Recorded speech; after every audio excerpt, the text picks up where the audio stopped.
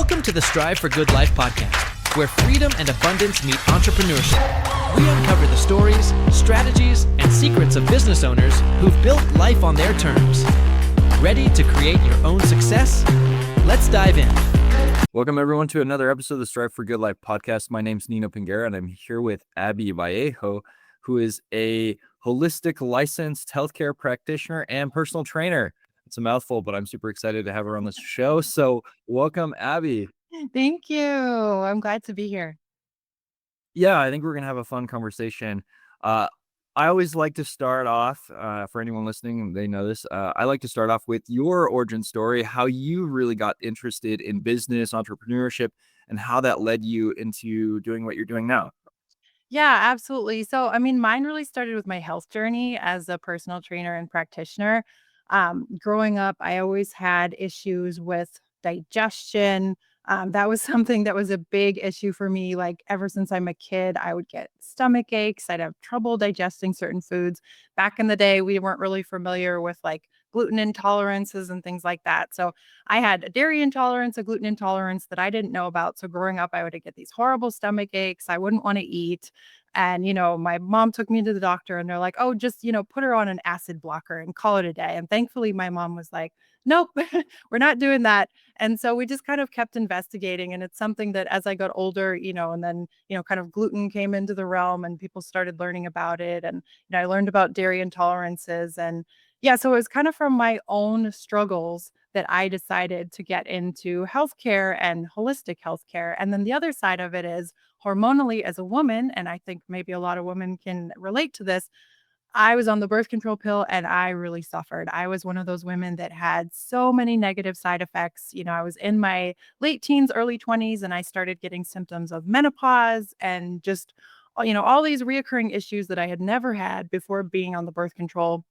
And I remember going into my gynecologist and saying, hey, I think this pill is causing a problem. I think I'm having some side effects. And he was like, no, you just Googled, you're just making it up in your head. Like, this couldn't be happening. And I was like, okay, clearly I'm not getting the support I need here. And that's where I started getting passionate about being my own advocate. And I went back to school and I became a practitioner, got licensed, and I specialized in women's health because I wanted to be that advocate that I needed that I didn't have, right? So I want to be that for other women. So that really started my whole story of how I became a practitioner. And then, working as a practitioner but in a corporate setting, I just found that I felt like I was boxed in. Like I couldn't really practice how I wanted to practice. I couldn't really find my niche and do what I really wanted to do. So the more that I was growing, the more I was like, okay, I need to do this on my own terms. So then I decided to start my own practice. And that's how I am where I am today. I love that. I love that. I mean, that's typically where most entrepreneurs start. They start with a problem that they are themselves dealing with and having to solve. Yeah. And so that's very, very classic in that, in the way that you've had to figure that out. So the other part that's really interesting to me is, this lack of support from your healthcare provider, because I think a lot of people feel frustrated when they've had similar experiences where they go to the doctor. I've had it happen to me plenty of times. Oh yeah. I have a massive scar. It's so funny. I have a massive scar way higher up than it should have been when my appendix got taken out, because the doctor wouldn't listen to where I was feeling the pain and where it actually was. Like, I didn't know what he was doing. And I feel like that's not uncommon. People are going into doctors and realizing these guys, they may have learned some good things in school, but they don't know everything, and they're just prescribing whatever they're told to prescribe. Exactly. And it may not be in our best interest.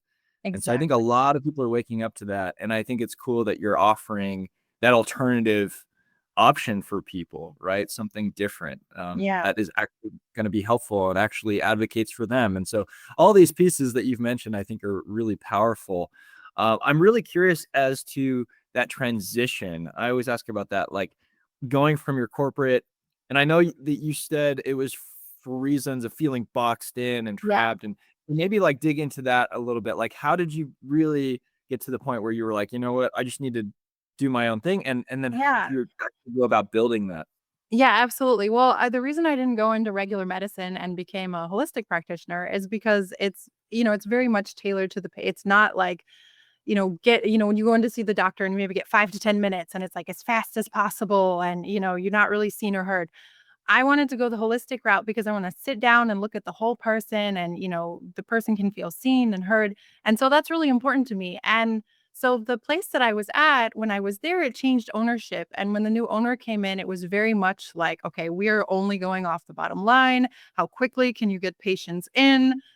We also sold a lot of supplements there. And originally they were a lot of like high quality practitioner label. And they started bringing in like whatever was trending on social media and TikTok.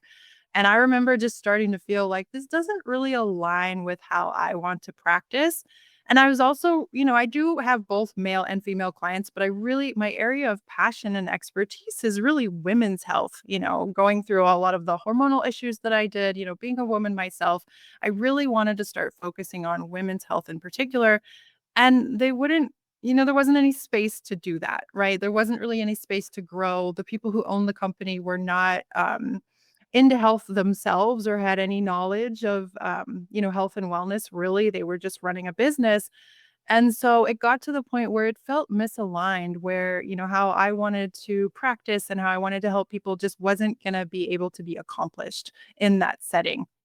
And so, as scary as it is, I just kind of told myself, you got to go for it. If this is your passion, like you have to follow it. Just why can't you have your own practice? So I decided to do that. That's awesome. I feel like so many people can relate to that where their values maybe just don't align, and whether that's through a change or even just coming to a realization, right? We all grow and change our minds and views over time. And that's kind of what happened with me. I mean, I've worked a number of jobs in the past, and I always got to a point where there was some misalignment where I was like, this needs to be done differently. This needs to be Yeah. done better. Yeah, And absolutely. I think in the beginning, like, especially when we're like a entry level and we're younger and we're just starting, we kind of don't have that confidence yet. So, we're looking to other people to give us structure and tell us what to do. And I think the more years and experience I got in the field and the more I started to develop as a person and as a practitioner, I was like, hey, wait a minute, like this could be done better. I'd rather do this way. This will get better results. And I started thinking differently. And then I realized there was no space for me to think differently and act differently unless I created it for myself. yeah, I love Yeah. that. I love that. Yeah. And then walk us through like how you actually, went about that. I mean, it's not easy to just launch a business. So, No. No, it's let's get not. a lot of it. And I had a pretty big so when I decided I was leaving, I didn't have a non-compete. So in theory, I could have brought all my clients with me because I had, regular clients that I was seeing on a regular basis. Um, I'd been at that position for about 3 years. So I feel like I was kind of, well known in that particular space. And so a lot of my clients, when they found out that I was, especially the women, when they found out I was going to specialize in women's health and hormones and open a practice around that, my female clients were really excited and they were ready to follow me. And then as soon as I quit, opened my own business, I get a letter from the lawyer of the previous place saying, "Well, you can't do that. There was a non-disclosure, not a non-compete." But they threw it at me and there's, "Oh, you can't take these clients and we're gonna sue you and this and that and this and that." And it's like when you just start your own your own business, it's scary enough because everything is new, especially for me. I don't have any entrepreneurs in the family. My parents didn't have their own business or anything like that. I had zero experience. I was just completely going off passion and drive and just trusting my instinct. And so I'm like building this completely new thing, business wise, practice wise. I had an experience as a practitioner, but the business side was all completely new to me. And so I just get started and it was like a week in and I get this letter and I'm like, oh my God. And so I literally just panicked because, they're a firm, they have so much more money than me. They had expensive lawyers and, they made it sound really scary. And so I just caved and I was like, okay, I won't take anybody with me. That's fine. For a year, I won't, solicit any of those clients. So I ended up agreeing to that. So I went from like a full client list and what would have been a pretty full calendar to nothing almost overnight. And that was a pretty big hit. That was a pretty big hit. Yeah, that took a lot of resolve. But looking back, it was also a blessing in disguise because what it did And I think this is so important for us as entrepreneurs is it gave me time to do that inner work, right? And I think this is such a big thing when we're, going off on our own because all of our fears and our insecurities and things we haven't dealt with, they tend to come up in our business, right? We have to face them. And there's no way around it when it's just you. So I think what that did is it brought a bunch of deep-seated underlying fears up in my conscious awareness so that I could work on them and I dove into that. I was like, "Okay, you know what? Clearly, this is what I need to focus on right now. I need to work on leveling up and doing that inner work as a person to become a more stable, solid, confident person so that then I can have a better business." So I spent the first few months rather than just trying to get new clients, I kind of just, took a baby step back and just started really working on myself. And then I feel like that has been such a blessing. That was work I needed to do, hadn't had the time to do previously, and suddenly I did with an empty calendar, and it really ended up working out for the best, even though it was very scary in the moment. Well, so I'm curious what kind of things, I mean, maybe the listeners can relate to some of the specific challenges that you felt like you had to deal with internally. Yeah, so I mean, just the fears that come up, right? Especially when you're facing potential legal action from someone that has a lot more money than you. And, you know, I think I had a pretty my fear response was probably even a lot bigger than the actual situation because I remember feeling like I was being persecuted or like I was literally going to die. Like they weren't just coming after my business, they were coming after me personally and that was they were trying to end me basically, which rationally I understood wasn't really happening, but that fear just felt so big and so real, and when you're in that fight or flight and that for me, it was kind of a fight, flight, freeze where you just kind of freeze in that, that primal instinct of, "Oh my gosh, I'm gonna die." Oh, and so it's like, how do you guide yourself through that, right? So I was like, okay, how do I reach in and kind of parent myself through this situation? Well, okay, let me dig into my tools. I'm a practitioner, I'm a personal trainer. I know about the nervous system.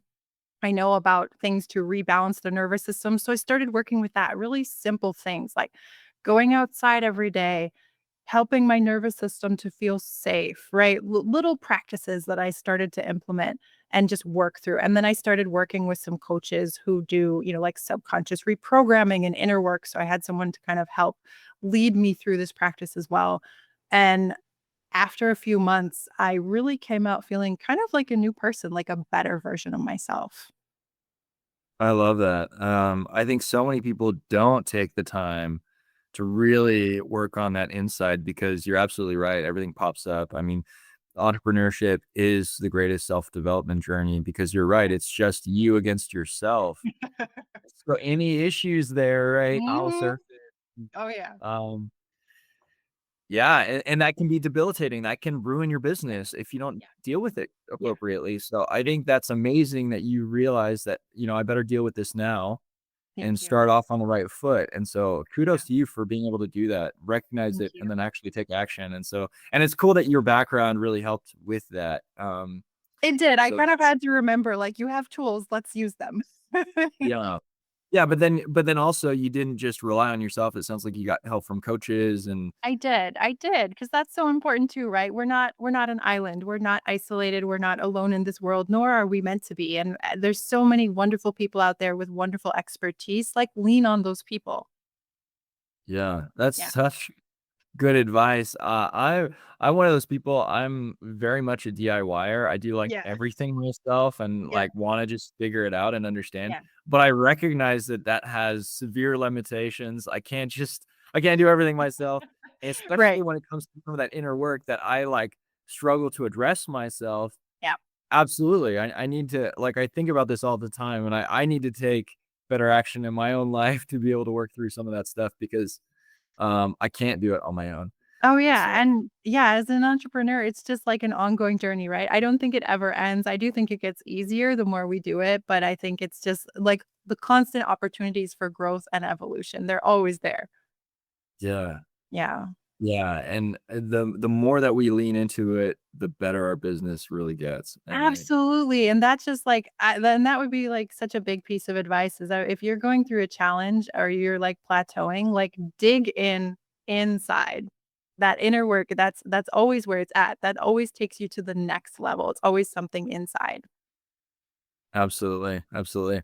Well, I'm a marketing guy. I love talking about client acquisition because I feel like that's such an important piece to this for people to Mhm. figure out. So maybe speak to that. How did you actually go about getting your first clients? If you had this, kind of non-compete thing in play where you could reach out to those clients. Yeah, well, so thankfully, I'm also a personal trainer at a gym. I work at a YMCA as well, in addition to my business. And my job there is a really lovely environment. So thankfully, I was still able to have clients like from personal training. I also love giving speeches and health talks, and that's something I do regularly. So they would just bring me in to give health talks on different topics. And, I had my personal training clients. And once you're kind of in the space and you get a reputation for, oh yeah, that person that knows about supplements and health and exercise, like go talk to her. And I just kind of started growing from there. So thankfully that I feel like that really helped and saved me. My boss there was lovely and super supportive and into all the same things. So we actually started an advanced health coaching program there and just kind of I started picking up where I left off and thankfully people were into it.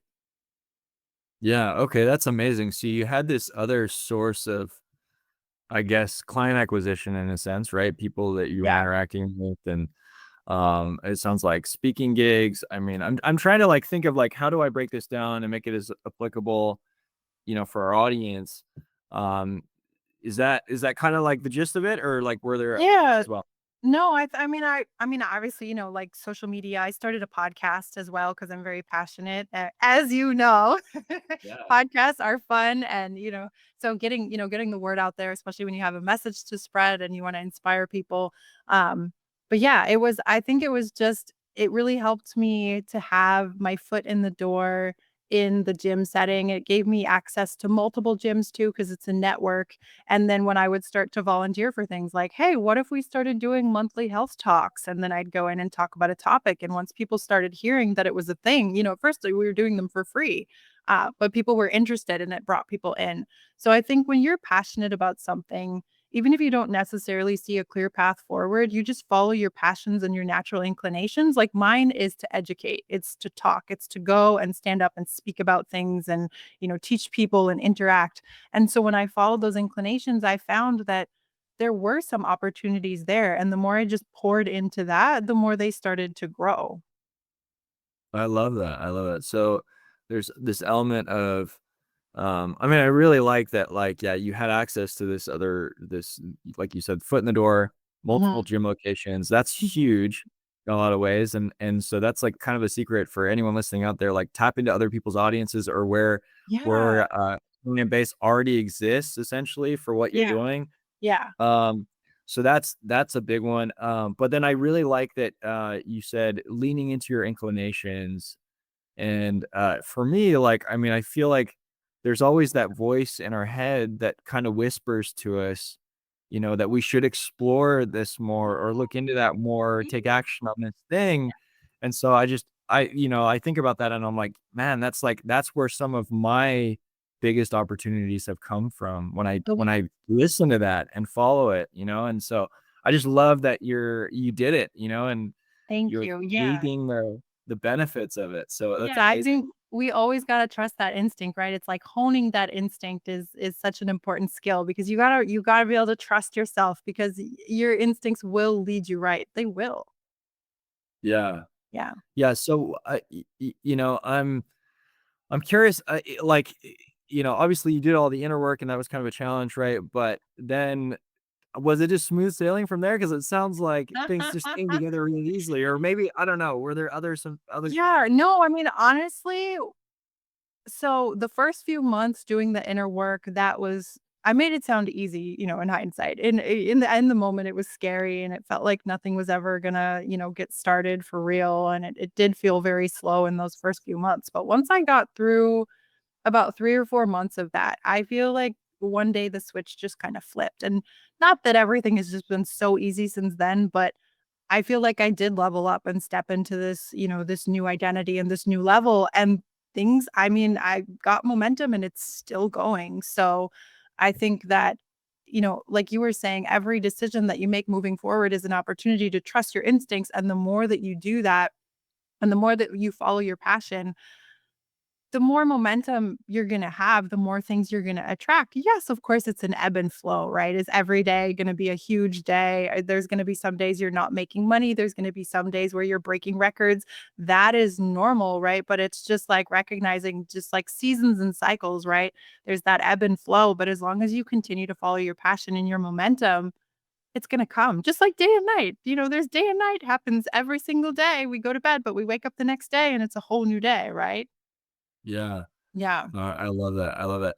Um, I can already kind of hear what some people might say as a response to this, because they look at you, or at least I do, and I'm like, yeah, like, of course it makes sense. Like, you've got all these passions that you're like pursuing, and then also you're just a very likable person. And it seems like you connect really well with people, right? And like, of course, you like getting up on stages and speaking in front of people. Like, that's got to make it easy for you. So, Yeah. what would you say to the people that are like, well, I don't have that skill, or I don't feel that Yeah. confident about myself, or I don't know how to connect with people, like I love maybe the introverts, right? So what do you yeah. say to those people? I'm gonna tell you a secret. No one's gonna believe this, but I'm actually an introvert.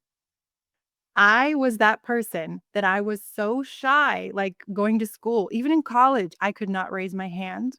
I was so like painfully shy.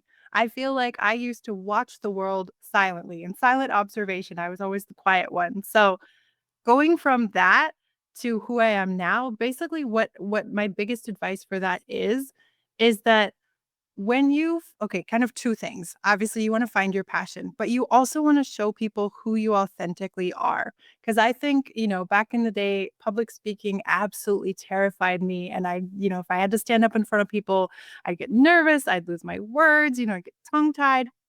My heart would start beating. I couldn't do it. And I thought, oh gosh, this is awful. I mean, I think a lot of people feel that way, right?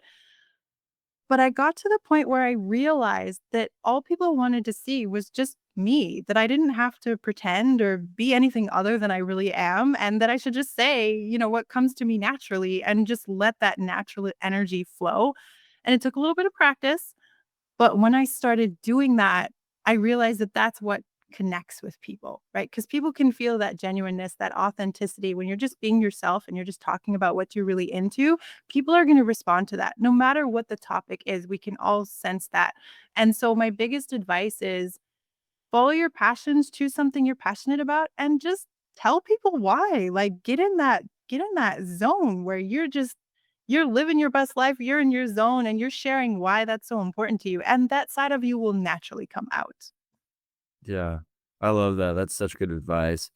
The funny thing is that I'm very much like you. I was super introverted Yeah. for the longest part of my life, and for me, I got to a point where, like, I realized that my message and the things that I wanted to share with people, they're more important than me, Mhm, and mhm.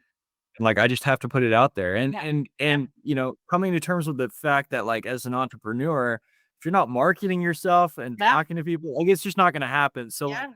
you either develop the skill, or choose to remain stuck. I mean, Right, those are right. your options, right? So, Exactly. Yeah, yeah, and I yeah, I I choose success, right? So, you do what you have to do, but your advice is really good, so I appreciate that a lot. yeah, thank you. Yeah, just be your quirky self. That's what people wanna see anyway. Yeah, yeah, and it's just I don't like being fake either, and Great. I think maybe part of it is, like, people maybe feel like they have to put on some kind of a performance, or, like it has to Mhm. go flawlessly, right? Yeah, So, I'm just accepting that we're all imperfect and we all make mistakes, yeah, I think it takes a lot of pressure off as well, so I don't it know. does. Yeah, absolutely. Yeah, so I'm really curious, like, I always like to ask, what's kind of the next big goal or whatever? Because we've talked about some challenges and things you've overcome, but Mhm. there's always the next thing that you're going after, that you're trying to, do with your business. So I assume you've got like probably a good handful of clients. Is the next thing just keep growing that? Like, is it to replace yourself? Like, in terms of thinking like an entrepreneur and growing the business side, what are you looking towards? Yeah, I mean, a big goal for me now is reaching other female entrepreneurs. So, yes, I work with a lot of women. Women come to me for like health and hormones and fitness stuff. But I would really like to tap into working with other female entrepreneurs, because a big part of what I realize that I can teach is, because so much of what I do is, with women's health and hormones, is cycle syncing, right? So, that's basically where with women you align your fitness, your nutrition, your lifestyle with your hormone cycles, right? So just really quick to explain this, men versus women. So men, you guys get testosterone every single day. You get it every 15 minutes. You're kind of always kind of even keel with that testosterone all month long. You're kind of steady, right? Whereas women, we know women go through fluctuations, right? If you were to look at a graph of what's going on with women's hormone cycles every month, it's like phases of the moon. Just how the moon's like full moon, waxing, waning, new moon. Women are the same with our hormone cycles. And so we are kind of different in each of these phases. So that's why it is so important for us as women to know where we're at in our cycle so that we can tailor our fitness, our nutrition, our lifestyle. But we can also tailor how we run our business, because we as female entrepreneurs, we have a unique opportunity to make our own schedule, to decide how we run our businesses, right? And so, if we come out of the corporate world and we're still kind of copying that 9 to 5, Monday through Friday, that works pretty well for men with your testosterone, but not so well for women. So the more that I've been teaching women about how to align their fitness and their nutrition with their hormones, I started realizing, and other women out there are too, women on the cutting edge, I would say, are realizing, let's rethink how we run our businesses, because we as women actually have almost kind of superpowers that we can tap into when we understand our monthly hormonal fluctuations. And so that is kind of the next step that I'm really passionate about teaching and educating, is other female entrepreneurs on how to do this. Okay, that's really interesting. So for our female audience out there, like what kind of changes, what does that mean? Does that mean like just different parts of the day you do different things to just kind of help with that? Or like, I don't, Yeah, I'd say yeah. Yeah, that doesn't. absolutely. Absolutely. So, yeah, let me break it down into, there's basically 4 phases every month. It's the same every single month. Like I said, like patterns of the moon. So, I'll go through those 4 phases and then kind of how a woman can tailor, like bring out her superpower in each phase. So, the first phase is going to be the first day that she bleeds. So, she gets her period. That's estrogen, the menstrual phase, day 1. So, day 1 through 10, that's estrogen. Then after that, we ovulate. So days 11 through 15, we go through ovulation. Then after that, we go through a dip phase where all hormones kind of dip. That's days 16 to 19. And then finally, we have progesterone, which is the week before the period, where everything's kind of low except progesterone. And so the reason that these 4 phases, and I'll go into more detail about each one, but the reason that they matter is that we have a different hormonal picture in each of these phases. And you can think of it as like having a different personality. And women, you probably felt this in yourself. Guys, you've probably felt this in women, where you're like, hey, you're completely different than you were last week. Like, what's going on? Well, this is why we have 3 different hormones that are coming out to play every month. So we have testosterone, we have estrogen, we have progesterone. They all have different personalities. So we kind of have different personalities when we're in each respective phase. So let's maybe walk through what those like more in depth for each phase. Sure. Yeah. So with estrogen, so the first day that a woman starts bleeding, this is basically, it's like shedding the old, right? You're bleeding, you're shedding the old, you're bringing in the new. So days 1 through 2, those first couple days of the period, you're shedding the old. Day 3 comes in, estrogen is building. Now, the personality of estrogen is outgoing. She's social, she's nurturing. She's also very communicative. So once we get later on into our cycle, we actually have really good verbal skills, and our brain is actually the most cross-wired between the right and left hemisphere. So it means we have access to deeper wisdom. So this is a really good time to make decisions. If a woman needs clarity on something, bring it to this phase, because you are actually more cross-wired to have access to that deeper knowledge, and your verbal skills are rising. So If you need to address conflict or talk about things with people, this is a really good time to do that. Then, as we get further on into the phase, days 6 through 10, we are more receptive to the new, right? We've gotten rid of the old. Now we're ready to start bringing in the new. So, like new projects, new ideas. Then we move into ovulation. So, this is days 11 to 15. What is ovulation actually? Well, this is the time when we are the most fertile, right? This is when women can get pregnant. But we're not talking about babies here. We're talking about business. We're talking about creativity. So, this is the time when you're going to be the most creative, the most open to the new info, new people, new opportunities. This is basically a time of manifestation and birthing new projects. So, if there's something that you've been wanting to do, if there's something you've been putting off, this is the time to bring it to the table. We have testosterone coming in. So, women, we do have testosterone. We don't have it all month long, though. It only comes in during ovulation. And what it does is it gives us this drive. So, all of a sudden, we're like supercharged. We've got like this goddess energy, this superwoman. We're like, I can do it all. I've got all the energy, all the drive, all the creativity. So, this is a wonderful time to start those new things. This is also when we're the most attractive. So we should be the most visible. So if we need to do a podcast, if we're doing public speaking, if you want to do like a photo shoot, if you want to go live, this is the time of the month when you should schedule those things. And also outreach, like who do you want to collaborate with? This is such a great time to reach out, right? So then after we've gone through this wonderful, fun phase, then we kind of get to this phase where all of our hormones dip. And you can literally feel it. You've got about 5 days where you feel like on top of the world, and then suddenly you just kind of and you kind of crash. And so days 16 through 19, I call this the dip phase. Everything kind of dips. And so your energy kind of turns down a little bit. Your drive kind of turns down a little bit. And that's transitioning us into the final phase, which is progesterone, days 20 to 28, so the week prior to the period, and this is when women are kind of known to get PMS. In fact, this is the phase where we have the least amount of energy, the least amount of drive. We're the least social. So if estrogen is really outgoing and she's nurturing and communicative, progesterone is kind of the opposite. She's like an introvert. She wants to sit home on the couch, watch Netflix, eat carbs. She doesn't want to interact, right? And so that's kind of the personality that we take on during this phase.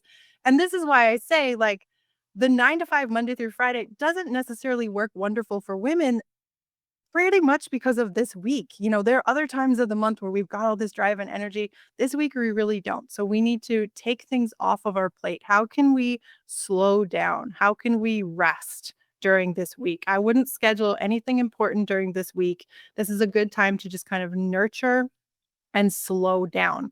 But it's not necessarily negative either, because this is also the time when we have the strongest negativity filter, which means that we are more detail oriented and we're more able to identify problems. You've probably seen this happen with the women that you know, right? There's that week of the month right before their period where they're probably getting a little nitpicky, right? We're more likely to point out things we don't like, but we can use this to our advantage when we know what's happening. So you can point out, okay, what's not working well in my business? You don't have to act on it right then because you might be a little emotional, but write it down, right? So this is a great time to identify the things that are not working, write them down so you can bring them to the next phase of your cycle. Because as soon as this week is done, estrogen's going to be coming back in. It's time to shed the old, right? Days 1 and 2, when you first start bleeding, and then you do the whole thing over again. So this is like, for women, this is like tapping into your superpower, right? It's like the greatest time and productivity system of all time for women. When we understand that rather than a Monday through Friday, 9 to 5, we're more like phases of the moon, and we know what our superpowers are in each phase. That's how we absolutely optimize. I love that. I'm glad you explained it to me because, yeah, my wife, I see those cycles clearer, Yes. and Yeah. I want to be able to help her, but Yes. I don't like my understanding is so limited. So this really helps me think about Yeah. how I can maybe help her. So I think it's great. Absolutely. Yeah, and you know how, like, men, you always hear men like, "Oh, I wish women came with an instruction manual." We do. It's our menstrual cycle. Like, that's our instruction manual because it's the same every single month. So when you know, like, my boyfriend knows all of this. He kind of keeps track of what phase I'm in. So he's like, "Oh, okay, you're in progesterone. Okay, gotcha." You know? Yeah. So helpful. It's like an instruction manual. Yeah, that one's easy for me because my wife rages. It's so funny. Yeah. Oh my Yeah, gosh. it's like we're a different person sometimes. Yeah. Yeah. Yeah. But, Well, it's such a unique opportunity for female entrepreneurs because when so many women, that would be my biggest advice is, ladies, track your cycle and pay attention to where you are because it will give you so much wonderful information. And when you know, then you can tailor everything you're doing to that and like make your hormones work for you. Use this to your advantage. that's so cool. That is really cool. And I don't hear anyone else talking about this stuff, so I This think it's is amazing. it's pretty new. I mean, I didn't invent this. Cycle syncing has been around since like 2010, I believe. The book Woman Code by a functional nutritionist, Alyssa Vitti, I think her name is, came out. So it's been around, but I feel like it's something that's starting to catch on. And I feel like, especially with our generation and this new wave of entrepreneurs, like we've never seen so many entrepreneurs before. I feel like this is a ripe opportunity because so many of them are women and like I found out, when I first, started my own practice, it was still kind of under that Monday through Friday, 9 to 5. And then I was like, why am I doing this? I have such a unique opportunity. Why am I not taking what I know and like applying it to my business?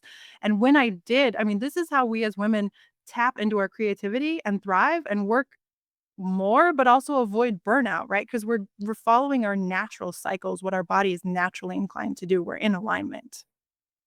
Yeah, that's amazing. I mean, it's gotta feel really good when you are aligned to that degree. I mean, It's like that's just the cool. biggest hack, and, I'm obsessed with it. Of course, I do that with my workouts, I do it with my nutrition, and I'm like, "Wow." Yeah, Yeah. gosh, it sounds like you got it all figured out. And I just realized we're coming up on our time. I want to be respectful of your time and but this has been such a fun conversation and yeah, so maybe tell people where they can go to connect with you and learn more about all this stuff. Yeah, thank you. Yeah, I mean, I'll give you all the links. I'm on Facebook, I'm on Instagram, I have, I'm on YouTube. I do also have a free resource. So ladies, if you're listening and you want to learn more about the different phases and how to align your business or your cycle with that, I'll give you the links to my free resources that I have on my website. Perfect. Yeah, we'll link everything in the show notes, so go there to connect with Abby. This has been so fun. Um, if there's one final message that you could leave with our audience, what would it be? It would be yourself. Be yourself. Just be your quirky self. And that's what people want. That's what people want to see. So whatever it is that you're doing in your business, that you're teaching, just just be yourself. I think that's a perfect way to end this. I can't appreciate that advice anymore. That's amazing. And I just so grateful that we had you on the show and we're able to talk about all this cool stuff. Thank you for being here. For anyone listening out there, make sure you're subscribed and following along and share this with whoever maybe needs to learn about this cycle stuff because it's sounds like it's a breakthrough for anyone that applies it. So appreciate you being here, Abby. And for everyone else out there, we'll catch you guys in the next episode. Thank you so much.